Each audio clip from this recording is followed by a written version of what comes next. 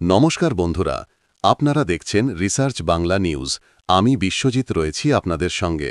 আজ আমরা আলোচনা করব এক বিস্ফোরক দাবি, রাহুল গান্ধীর ২৫ লক্ষ ভুয়ো ভোটার প্রসঙ্গ নিয়ে। হরিয়ানা নির্বাচনকে কেন্দ্র করে যে অভিযোগ রাহুল তুলেছেন, সেটি শুধু এক রাজ্যের ইস্যু নয়, বরং ভারতের নির্বাচনী ব্যবস্থার বিশ্বাসযোগ্যতার ওপর এক বিশাল প্রশ্নচিহ্ন তুলে দিয়েছে। রাহুল গান্ধী বুধবার ৫ নভেম্বর ২০২৫ সরাসরি সাংবাদিক সম্মেলনে ঘোষণা দেন, হরিয়ানা বিধানসভা নির্বাচনে অন্তত ২৫ লক্ষ ভুয়ো ভোট রয়েছে। তার দাবি, এটি রাজ্যের মোট ভোটারের প্রায় ১২.৫%। একই সঙ্গে তিনি একটি উদাহরণও দেখান, যেখানে দেখা যায় এক মহিলার ছবি ভোটার তালিকায় উঠে এসেছে ২২ বার, ১০টি বুথে এবং বিভিন্ন নামে, যেমন সীমা, সুইটি, সরস্বতী, লক্ষ্মী ইত্যাদি। রাহুল বলেন, এই মহিলা আসলে ব্রাজিলের মডেল, যার ছবি অনলাইনে পাওয়া যায়, অথচ হরিয়ানার ভোটার তালিকায় তার নাম আছে বারবার। এই বক্তব্য মুহূর্তের মধ্যেই দেশ জুড়ে ভাইরাল হয়। সোশ্যাল মিডিয়ায় শুরু হয় হইচই। Fake voter, duplicate list, ECI manipulation, এই শব্দগুলোতে ভরে যায় টুইটার, এক্স, ইউটিউব, ইনস্টাগ্রাম। এখন প্রশ্ন, রাহুল যে ছবিটি দেখিয়েছেন, সেটি সত্যিই কি ভোটার তালিকায় ছিল? তথ্য যাচাই করে দেখা গেছে, ছবিটি আনস্প্ল্যাশ নামের একটি স্টক ফটোগ্রাফি সাইটে প্রথম আপলোড হয়েছিল ২ মার্চ ২০১৭ তারিখে। শিরোনাম ছিল women wearing blue denim jacket, অর্থাৎ ছবিটি বহু আগেই ইন্টারনেটে প্রকাশিত এবং একেবারে ওপেন সোর্স ছবি। তবে ওই ছবিটি ব্যবহার করে ভোটার তালিকায় নাম তোলা হয়েছে কিনা, সেই সত্যতা এখনও নিশ্চিত নয়। ইলেকশন কমিশন এখনও পর্যন্ত বিষয়টি নিয়ে কোনো তদন্ত ঘোষণা করেনি। তবে প্রশ্ন একটাই, যদি এমন হয় যে স্টক ফটো ভোটার লিস্টে ঢুকে যায়, তাহলে দেশের ভোটার রেজিস্ট্রেশন কতটা নিরাপদ? এই অভিযোগের পরপরই election commission of India ECI জানায়, কোনো বুথ এজেন্ট বা রাজনৈতিক দলের পক্ষ থেকে এমন কোনো অভিযোগ ভোটের দিন ওঠেনি। তাদের বক্তব্য, যদি অনিয়ম থাকত, তাৎক্ষণিক রিপোর্ট পাওয়া যেত। এখনকার অভিযোগ কেবলমাত্র রাজনৈতিক উদ্দেশ্যে। অন্যদিকে বিজেপির মুখপাত্র একে বলেছেন, রাহুল গান্ধীর এই অভিযোগ সম্পূর্ণ ভিত্তিহীন, প্রমাণহীন এবং মানহানিকর। তাদের মতে, কংগ্রেস হরিয়ানায় হেরে যাওয়ার পর এইভাবে ভোট চুরির নাটক তৈরি করছে। রাহুল গান্ধী অবশ্য পিছিয়ে যাননি। তিনি বলেন, হরিয়ানায় পোস্টাল ব্যালটে আমরা এগিয়েছিলাম, কিন্তু ইভিএম ভোটে হঠাৎ উল্টে গেল ফলাফল। এটা কেন্দ্রীভূত অপারেশন, সেন্ট্রালাইজড অপারেশন। তিনি বলেন, এটা শুধুমাত্র হরিয়ানার কেস নয়, এই অপারেশন সারা দেশ জুড়ে চলছে।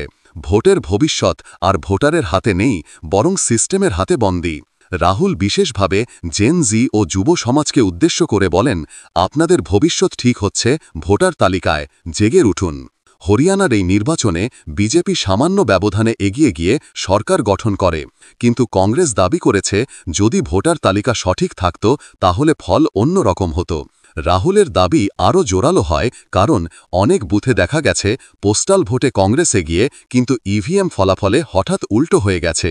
এই বৈপরীত্যই সন্দেহ জাগায়। রাজনৈতিক বিশ্লেষকদের মতে, এই ঘটনা ভারতের নির্বাচনী প্রক্রিয়ায় এক বিশ্বাসের সংকট তৈরি করেছে। জাতীয় মিডিয়ার একাংশ রাহুলের এই অভিযোগকে গুরুত্ব দিয়েছে। The Hindu, Indian Express, BBC Hindi, Alt News, তারা সবাই রিপোর্ট করেছে ছবির যাচাই নিয়ে। অন্যদিকে কয়েকটি প্রো বিজেপি চ্যানেল রাহুলকে ব্যঙ্গ করে বলছে, এটা কেবলমাত্র রাহুলের ভোট পরাজয়ের অজুহাত। সোশ্যাল মিডিয়ায় ট্রেন্ড করেছে hashtag fake voter scam, Rahul hydrogen bomb, ECI manipulation, Haryana vote চোরি। এখন প্রশ্ন হচ্ছে, এই ঘটনা পশ্চিমবঙ্গে ২০২৬ সালের বিধানসভা ভোটকে কতটা প্রভাবিত করতে পারে? প্রথমত, এসআইআর বা সিস্টেম্যাটিক ইনক্লুশন অ্যান্ড রিভিশন নিয়ে যে বিতর্ক চলছে, তাতে রাজ্যের ভোটার তালিকা নিয়েও আশঙ্কা দেখা দিয়েছে। মমতা বন্দ্যোপাধ্যায় নিজে ইতিমধ্যেই বলছেন, ভোটার তালিকা থেকে নাম বাদ দেওয়া হচ্ছে পরিকল্পনা করে। যদি হরিয়ানার মতো ঘটনা সত্যি প্রমাণিত হয়, তাহলে বাংলার রাজনৈতিক লড়াইয়েও ইসিআইয়ের নিরপেক্ষতা নিয়েও তীব্র বিতর্ক উঠবে, এবং রাহুল গান্ধীর এই বক্তব্য সেই বিতর্ককেই আরও আগুন দিচ্ছে। ইভিএম, ভিভিপ্যাট, ভোটার তালিকা, এগুলো প্রযুক্তি নির্ভর সিস্টেম, কিন্তু প্রশ্ন হচ্ছে, প্রযুক্তি কে নিয়ন্ত্রণ করছে? যদি কেন্দ্রীভূত ডেটাবেসে সামান্য হস্তক্ষেপও হয়, তাহলে কোটি কোটি ভোটারের রেকর্ড বদলে যেতে পারে এবং কেউ বুঝতেও পারবে না। এটাই রাহুলের আশঙ্কা, একটি অদৃশ্য হস্তক্ষেপ যা গণতন্ত্রের ভিত নাড়িয়ে দিতে পারে। রাহুল গান্ধীর এই বক্তব্য শুধু ভোট চুরির অভিযোগ নয়, এটা এক রাজনৈতিক কৌশলও।